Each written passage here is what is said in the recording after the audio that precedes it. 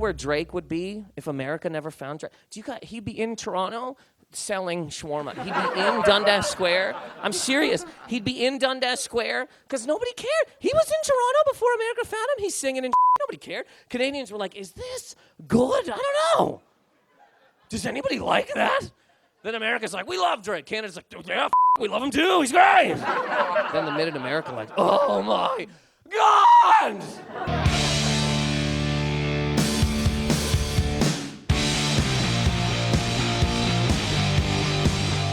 As a comedian, going from town to town is your life.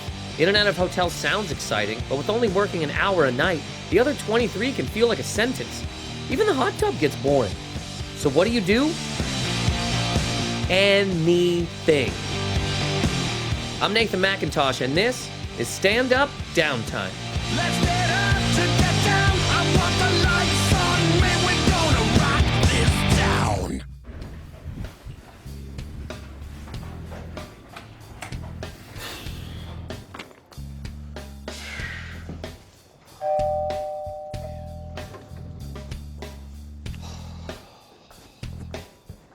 Oh, yo, Gavin, what's up? Hey, What are you doing, man? can we please do something? Yeah, let's go for a walk, Yeah. man. Great. This is Gavin Matz. Originally from Vancouver, he was recently named SiriusXM's top comic after only doing stand-up for 4 years. Before, when we didn't live together, not that much eye contact. Now, we live together, 120% more eye contact. Like we live in a one-bedroom apartment. There's not a lot of corners in the apartment, but around every corner, it's just like more eye contact. I don't know what I'm supposed to do with all this eye contact. We made eye contact during sex, and I don't think I have to have sex anymore. Like, I think I'm good. I can retire. Like, we made eye contact during sex, and then I just said, what? You ever been to Burlington? No.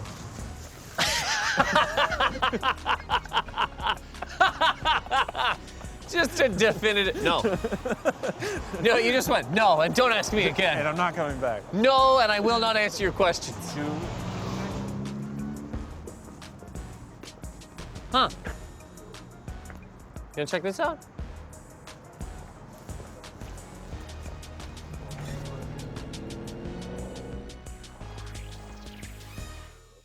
Hey, man. Hey, how you doing today? I'm good. What's your name? Paul. Hey, man. Nathan. Nice to meet you. Nathan, pleased to meet you. Hey, Gavin. Gavin, how are you? Good. We were just, kind of stuck in the hotel looking for something to do. We're just gonna kind of look around, if that's cool. No problem at all.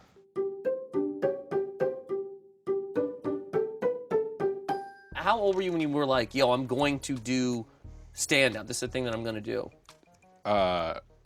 Like when I was 19, when I found out that you could do it. So 19 is when you started. I started at 19.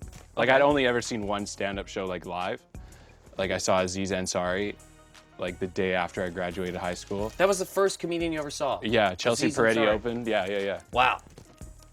And Chelsea Peretti was great, and I was like, wow, there's openers? So I was like, there's more than one. There's not just the 10 famous Yeah. people that are out there? Yeah, and then I went to this open mic with these guys from film school, and I was like, oh, I want to do this. Just because Cool. I always thought about it, you know? You just don't know that it's, like, a thing you can do. And Yeah, I just then- went to that place the next day. They had an open mic. I signed up. You've been doing comedy, 4 years? Yeah, it'll be 4 years on March 1st. What do you, wow. That's how young it all is still. You remember the day. You remember the day you started doing Because people comedy. always ask the question, and then I just know the day, so now I have to stay consistent. Can you name one B-52 song? Nah. Just one. Nothing? No, I wouldn't even recognize it. I would never be like, that's the B-52. You know what's weird, though, is I shouldn't know. But you do? But I do. What do you know? I mean, buddy. Rock Lobster.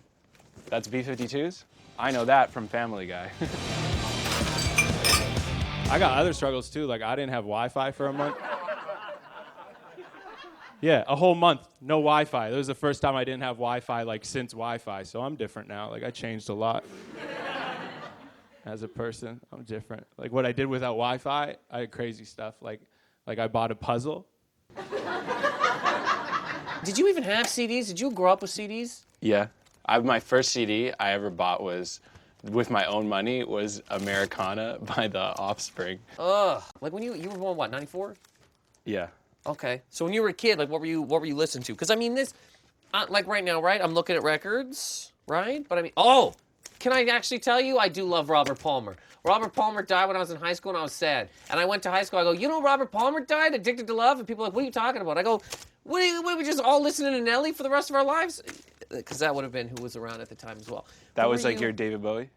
No, when you were like 6, man, I was in high school. Yeah. When I started listening to I listened to like my dad's music, which is like tragically hip and stuff because you're forced to listen to that. But then once I started listening to the radio, Yeah. then it was like, that was like when Eminem got big. So I was like Eminem and like 50 Cent and like G-Unit. Yeah. I bought my mom Eminem's Greatest Hits years ago for Christmas, and the woman flipped out like I got her a Tiffany necklace, you know? That's amazing. My mom drove me to Toronto from Nova Scotia, right, when I was 19. And her boyfriend puts in CCR. You know what CCR is? Yeah, Credence. Thank you. He puts that in, the Greatest Hits. First song, like Proud Mary starts, we're talking 10 seconds into the song. My mom punches the eject button. She's like, get this out of my car. She punches? She hit it. She hit it. And then she goes, give me this other CD. You know what the other CD was? Dr. Dre's Chronic 2001. Ooh. I drove across the country listening to Dr. Dre with my mom. You know how awful that is? But by the end, were you guys like both No. fully in? No. You weren't in at any point? I mean, I like the album, but I mean, I'm listening to it with my mom, for God's sake. My mom didn't have records. That's what I was trying to My get mom's to. deaf though. Your mom is deaf. Yeah. Serious? Yeah. Okay. Born deaf? No, went deaf over time. From music. Yeah, from just listening to Rancid. Just My mom was pounding- listening to Rancid, and she's a terrible parent. Pounding music in her ears? Yeah, with just old headphones. The funny thing about my mom is we'd like put music in that would be like, we would put like with a lot of swearing. Yeah. On purpose because she would never wear hearing aids. And then we'd just be laughing. She's like, what are the words? She's like, she can like, you know, hear the beat, but she Yeah. can't like make out the lyrics. And she'd just be like, what is this? Like, it sounds good. And we'd just be laughing. Like, Millennium Party. You know any of this stuff? If you- Y2K. This is the music people were listening to when they thought they were gonna die. Can I see this real quick? And We I did was- think we were gonna die. And I was too. just 5 years old. I was gonna chilling, say, you're like, I'm just chilling eating Nesquik. Yeah, you don't care. But Yeah. yo, let me. So you were born '94. Let me tell Yeah. you, Y2K. I would have been. I mean, I'm not even that. I would have been. Oh man, 14, right? Oh, were you like, I'm gonna die? And I Dude. just went through puberty? We stayed up all night. Oh yeah, puberty hard, right? Yeah. And we stayed up all night. I was holding candles, and I was looking up at the sky, going, "It's over. It's all over. I'm gonna lose my Nintendo 64." What would you have listened to? Will Smith, man, the guy had an album, Millennium, Just that on repeat?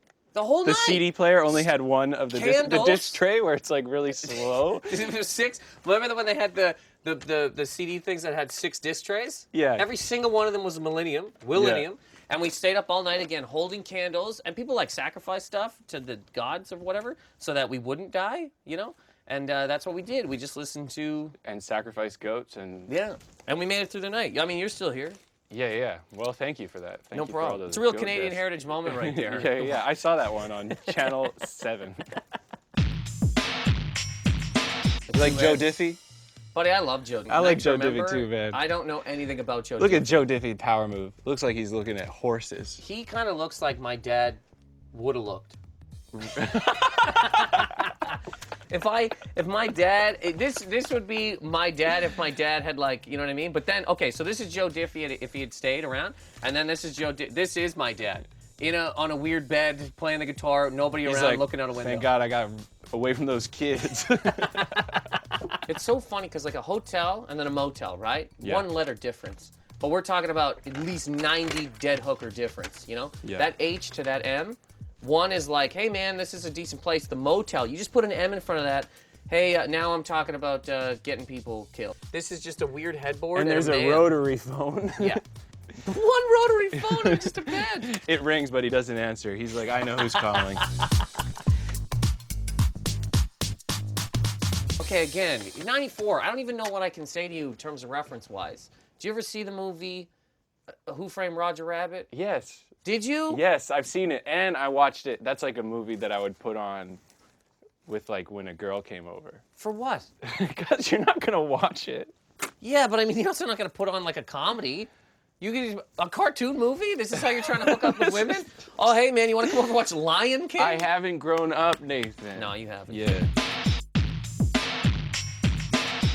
It's funny once you grow up, man. Like you can't have posters in your room.